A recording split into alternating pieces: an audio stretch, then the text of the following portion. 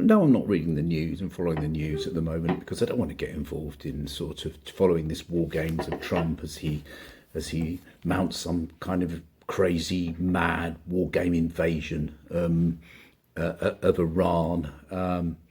And all the triumphalism that will go through it and the propaganda. I thought, well, I'm going to steer clear of that, which obviously means I haven't really got very much to say anymore. So I thought for fun I'd do a top 5 massive egos, the ones that really are kind of blocking out the sun at the moment. Now, I wasn't going to call this the top 5 massive egos. What I was going to call it was the top 5 most pompous people on earth. But apparently the word pompous is a bit of an old-fashioned English word and nobody really knows what it means anymore. Pompous. It's a beautiful word. It's the word I want to use. It really does describe a large number of people, particularly men. But no, yeah, nobody understands it. So let's just talk about massive ego. It's not quite the same. So pomposity is kind of a puffed up self-importance, sort of slightly moral superiority. And the thing about being pompous and being really full of your own self-importance when you walk into a room is that you kind of feel there's something comic about that in a way, and something that you could like stick a pin into that guy and he'll kind of burst and deflate right in front of your eyes. So there's something a little bit more amusing about it. In fact, the whole of the Monty Python series really was about sticking the pin in pompousness. But okay, none of you understand the word pompous, so let's talk about massive ego. But really, I mean pompous. Obviously, spoilt for choice. There are so many. So I've kind of tried to find people who are kind of representative of pompousness or massive, giant egos that block out the sun, and have them in a sort of top 5. And I mean, there's so many people to choose from, aren't there? I mean, where do you start? I mean, obviously, you know, you've got your normal characters like sort of Elon Musk and, I don't know, Piers Morgan, Kanye West, Cliff Richard, Richard Tice. You know, there are many around. But, you know, sometimes the most obvious people are not necessarily the right ones if you want to do this scientifically like I do. Because this is a scientific study in a way. You know, I am a sociologist and I've used academic and methodological means to try and establish the top 5. Now, the top 5, it's only for today, the top 5. It could change tomorrow. Now, you're probably thinking, well, Donald Trump's going to be number 1, blah, blah, blah. Well, no, he's not actually, because, you know, Donald Trump's self-importance isn't really, it's not convincing enough. To be truly pompous, to be truly self-important, to really have a supermassive ego of this type, you know, it has to be something that the person really believes in. He really believes that he's been given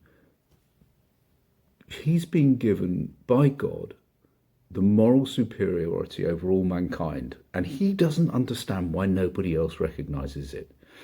Now, I think Trump, you see, he doesn't really come into it because really, you know, you can just see he's like a vulnerable little boy and you know, it's all a kind of artifice with him. So I'm looking at people who are really like, I mean, just so full of themselves that that you feel you could prick them with a little pin and they just deflate into nothing. So yeah, Elon Musk, again, I'm not going to include him because he's clearly on the spectrum and, you know, it would be unfair in a way. Piers Morgan, people would say, well, come on, you've got to say Piers Morgan. But no, not really, because I don't know who Piers Morgan is in reality. I mean, he could be the nicest guy around. I don't know. He does it for television. You know, he's a massive ego for TV. Well, I'm trying to find real, authentic self-importance. Kanye West, I don't know much about him really, so it would be unfair to include him. People have mentioned him when I said I was going to do this. And again, you know, I think that if you're a kind of, you know, if you're a pop star, then in a way, any persona that you have, which is larger than life, you know, is understandable. It's part of the brand. It's part of the whole kind of marketing and so, you know, Cliff Richard, is probably the most arrogant man who ever lived. I'm not going to say anything kind of negative about him now because he's an old man, but he spent the last 30 years just in every interview just talking about he was bigger than the Beatles, he sold more records than Elvis Presley, complaining about why they don't play my records anymore. We don't play your records anymore on the radio, Cliff, because they're absolutely crap. I mean, this is why we don't play your records on the radio. It's nothing to do with any kind of weird prejudice. So I would include Cliff Richard in one of the most arrogant men who've ever lived, but this is more about pomposity, and you can't really accuse him of that. Now, pretty much every member of the British UK Reform Party, which is a kind of really weird kind of pseudo-Republican, pseudo-right-wing, pseudo-fascist kind of weird Brexity, they're all pompous. It's part of the job title. But actually, the thing about pomposity is, I don't know, there has to be something a little bit kind of, I don't know. I'm not going to include it because I was thinking of people like Richard Tice, and who is sort of second in command, and people in America won't know what I'm talking about anyway. So, forget about that. But I mean, you could bunch the whole lot of them in, but they're just really like irritating people. So anyway, let's get on with it. That's the introduction. We've already had 6 minutes, and I've got to get on to the top 5 now. Okay, so at number 5. Da-da! Are you ready? I'm going to have a sip of tea, actually. Now, 10 years ago, it would have broken my heart to say this, but I'm going to say it. Roger Waters. Now, it's not because of Roger Waters' political opinions. I have no problem at all with Roger Waters and his politics and what have you, and that's absolutely fine. It's all about his 30-year one-man war with David Gilmour over the legacy of Pink Floyd. And over the last 10 or 15 years, it's got worse and worse and worse. And it's now embarrassing to listen to this man constantly going on about, the other 3 were basically session musicians who barely turned up, and I was the man. I mean, he's just so overt about it, and it's just so crass and so ridiculous and so untrue. And it's caused this whole meme that's been going on for a decade or more about Roger Waters of David Gilmour, who's the most important in Pink Floyd. I mean, the whole story is ridiculous, and it's all fueled by Roger Waters, who can't resist in almost every interview talking about how he was basically David Gilmour was nothing, and he's kind of really overt about it now. And he kind of he tells stories about how, I wrote this on my own in a dark room, and it had nothing to do with David Gilmour, even though he sang it and he played it. It had nothing to do with him. He just, whatever. And it's just getting very, very boring. And, his whole thing about writing the sleeve notes to a re-release of Animals, which was basically just about how fantastic he was, and the rest of the band didn't thought, don't ruin that album by putting in these ridiculous sleeve notes. Let the music speak for itself. Animals is probably, in my opinion, it's probably the greatest Pink Floyd album, actually. I haven't got time to go into why I think that, but I think that it's the most refined and perfect of all of the work they did. And the idea that it kind of was all him, it was my idea and everything, I just think is so bizarre and so ridiculous. I mean, let me give you an example of how pompous he's got. Not long ago, he's always telling the stories about how he wrote everything and that Gilmour had nothing to do with it. He was talking about Wish You Were Here. And he was saying, well, yeah, because he had to acknowledge that David Gilmour did something. He had to say something. I mean, we know that he sang the bloody song, and we know that he was bloody strumming the guitar. And so even Waters, he wants to pay a bit of lip service. But recently, the lip service he played is, he basically said, well, David walked into the studio and he had this note on a guitar. Ding. He had this note on a guitar, and David said, well, what do you think of this? Ding. I said, what? And my ears pricked up. I'm basically saying this verbatim. He said, well, my ears pricked up. And I said, play that note again, Dave. Ding. And then he played the note, and he said, well, I think I can do something with that note. Anyway, Dave went off and went out and had a cup of tea at a local cafe, and while he was gone, I took that note, ding, and I built "Wish You Were Here" around it, and I built that song, and that why I wrote my song, this song, my song. It was all me, me, me, and that's what he goes on about all of the time. I mean, let's take Animals as an example. He's constantly going on about how it was all his idea and everything like that. And the fact is that if you listen to that album, you'll find that it is all pretty much David Gilmour's guitar that drives the whole thing. And a better example was his recent release of sort of Dark Side of the Moon acoustic version, which I think was just an absolute travesty. It was just embarrassing from start to finish and completely undermined the whole project of Dark Side of the Moon, in my opinion. But nevertheless, he said he's wrote it because he said that he wanted, he felt, well, basically he felt that people weren't appreciating the fact that it was all him, and then therefore he had to do the album as just him, and you can see what we got.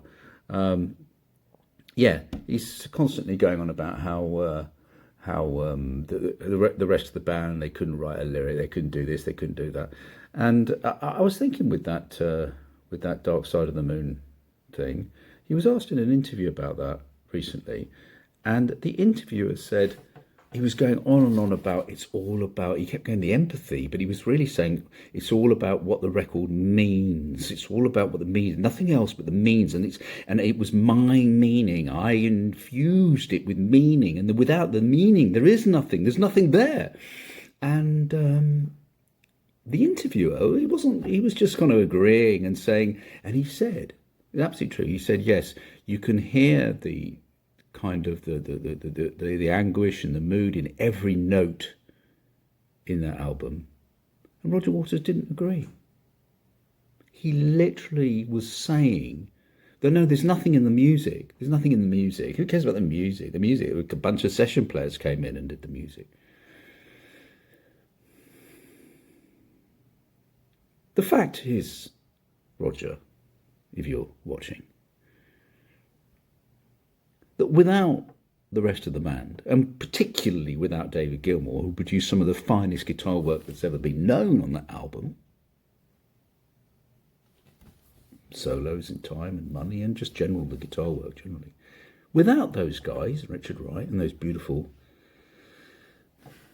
held down notes, it wasn't complicated, but without that, all it is a bloody book of poetry, and it's a bloody book of sixth form poetry, Roger.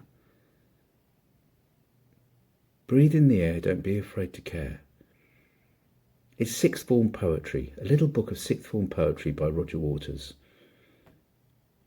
Now, you put the whole thing together, a mix of four people, and you produce something that's incredible.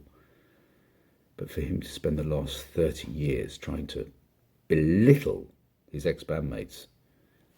Singing it, it slightly irritates me because he's no idea what the song's about. He has no idea what any of my songs were about, because the Wish You Were Here is like, what I love about the song, and why whenever I hear Gilmour singing it, it slightly irritates me because he's no idea what the song's about. He has no idea what any of my songs were about. Now, at number 4, well, I had to put an American on, and it had to be a politician. I wanted one who kind of represented the worst of them, and who was particularly kind of pompous and sort of self-important and arrogant. And the reason I put this guy on is because he's got no reason to be arrogant. He's not done anything really, except Bible bash. I'm talking about Ted Cruz. And from my perspective, I want to be on the blessing side of things. Of those who bless the government of Israel? Those who bless Israel is what it says. It doesn't say the government of it, says the nation of Israel. So that's in the Bible. As a Christian, I believe that. Where is that? I can find it to you. I don't have the scripture off the tip of my... You pull out the phone and use the... It's in Genesis. So you're quoting a Bible phrase. You don't have context for it and you don't know where in the Bible it is, but that's like your theology? I'm confused. What does that even mean? Tucker. I'm a Christian. I want to know what you're talking about. Okay. where does my support for Israel come from? Number one, because biblically we're commanded to support Israel. But number two, Hold on. I'm not holding on. Hold on. You're Ted Cruz, whoever this guy is, I don't really know much about him, but I think he's a sort of Texan guy, and he just quotes the Bible all the time. And he's very arrogant and self-important because he believes that the Spirit of the Lord is within him. So if you're asking him a question about Israel, do you feel that we should, he said, well, of course we should, because it's in the Bible. And you have these political interviewers who say, well, hang on a minute.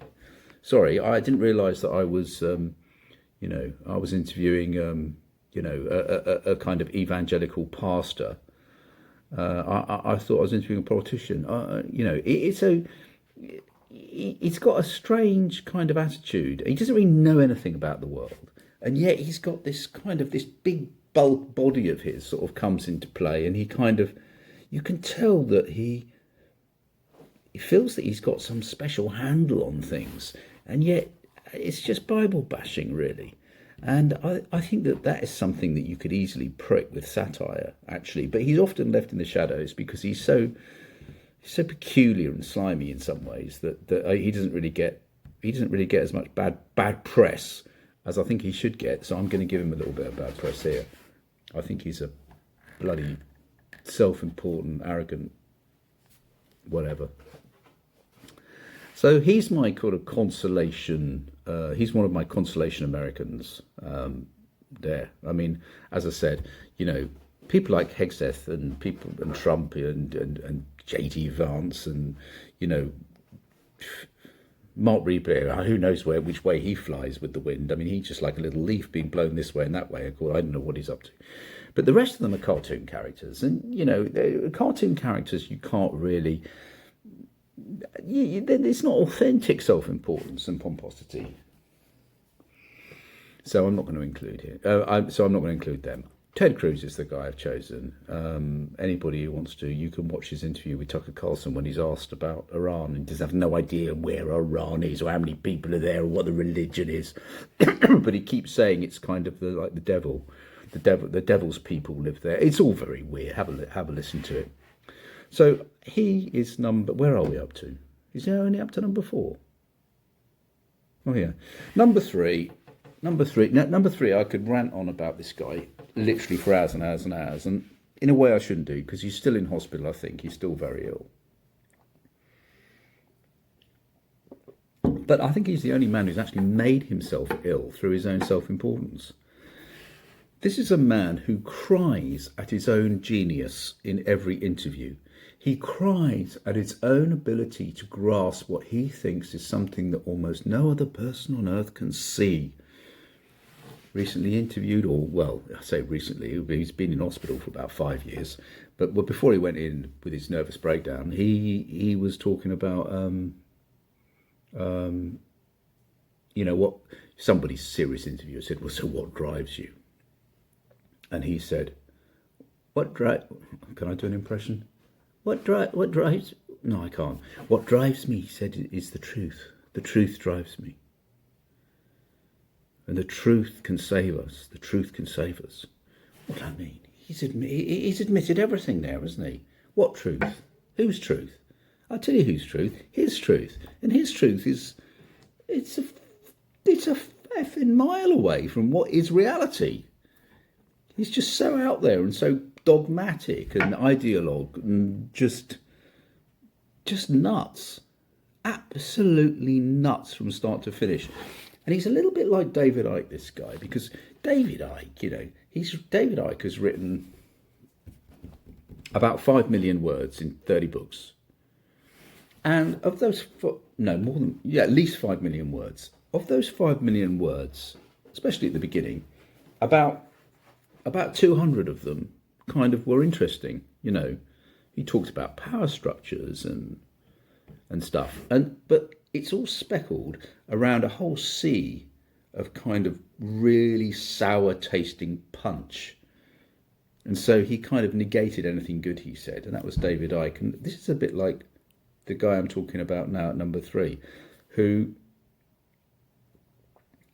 occasionally drops in some sort of sensible aphorisms, a few little platitudes that we'd forgotten about here and there, but he surrounded it with a load of dogmatic, basically right-wing garbage. He doesn't understand anything about the world, and yet he's so self-important. He thinks that he is literally the only man on earth who understands the truth, and his religious desire is to spread the word, the Jordan Peterson word. You say that. I haven't claimed that. Oh, what is this? Is this Christians versus atheists? I don't know. You don't know where you are right now. Don't be a smartass. Well, and I mean either you're a 'cause Christian I won't or you're talk not. to you if you're a smartass. Oh, either you're a Christian or you're not. Which one is it? I could be either of them, but I don't have to tell you. You don't have to tell me. I was under the impression private. I was invited to talk to a Christian. Am I not talking to a Christian? No, you were invited to. I think everyone should look at the title of the YouTube channel. You're probably in the wrong YouTube video. You're really quite something, you are. Aren't I? But you're really quite nothing. Right? You're not a Christian. Okay, I'm done with him. So that's who is at number 3, of course. It has to be Jordan Peterson, a man who I don't think is very well, and hasn't been very well for some time, but a man who is not very well with he's so convincing that you kind of overlook the words, the actual things that he says. And when you question them,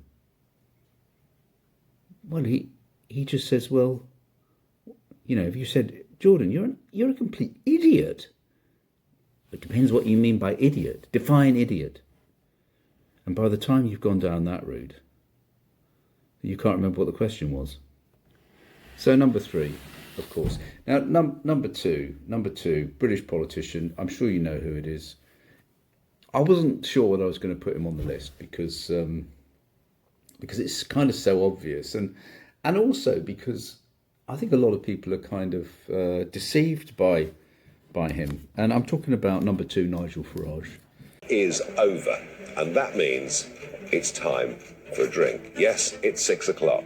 Let's go and do it. Now, welcome to my latest product. Yes, it's Farage Gin. I know you've seen me drinking pints of beer. I love a pint of draft beer in a pub, but when it comes to home drinking, when it comes to a nice summer's evening, I just love a gin and tonic. And this range, well, of course, red, white and blue. What else would you expect from me? This gin is genuine artisan gin, designed by a couple, developed literally in their garden shed in Cornwall using Cornish spring water.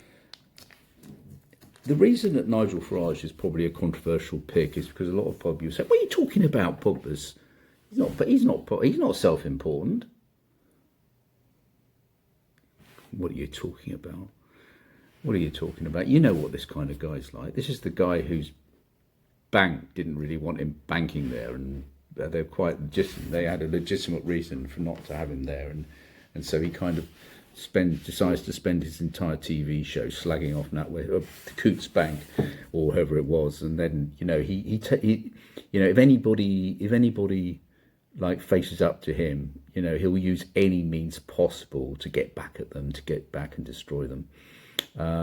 He is a little bit deceptive because his shtick is, I am man of the people. I'm not pompous like the others. I'm the kind of guy who'll give you a cigarette and will go and have a beer down the pub. But no, that's a kind of shtick. He's a hypocrite, and he's very full of self-importance.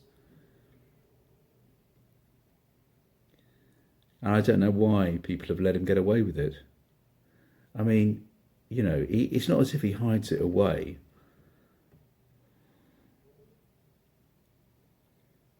I mean, people call him a great raconteur. He's a great political orator. Is he hell? Why do people say that he is a great raconteur and a great political orator? Because he's a man, because he's the sort of guy you could go and have a drink with down the pub.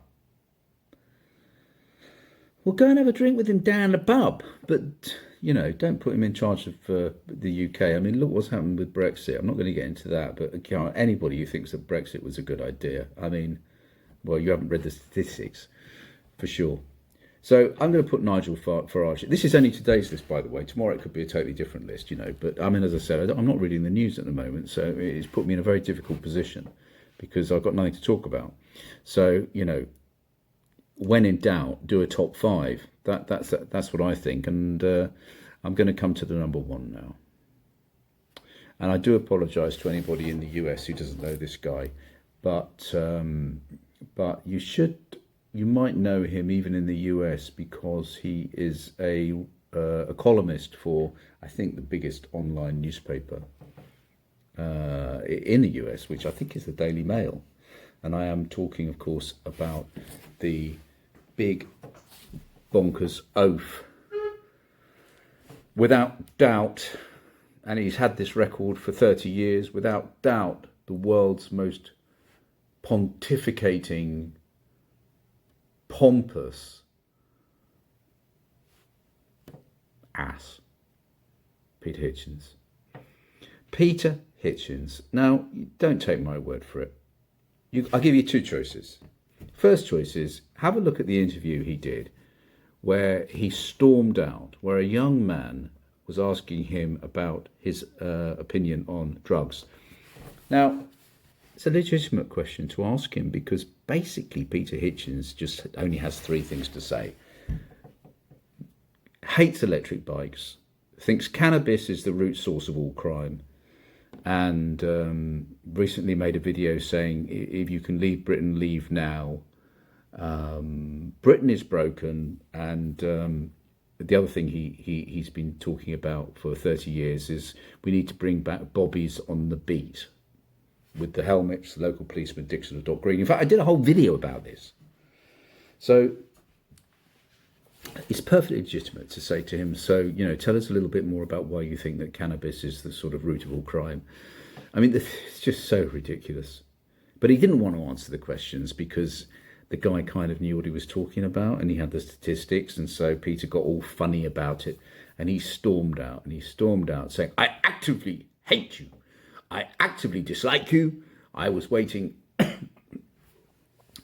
I've been here for an hour and all you've talked about is drugs. And it wasn't true. And you could hear him off camera clashing around and throwing things about. It's on YouTube. It's had millions of hits. It's a fantastically successful video for that particular interview channel.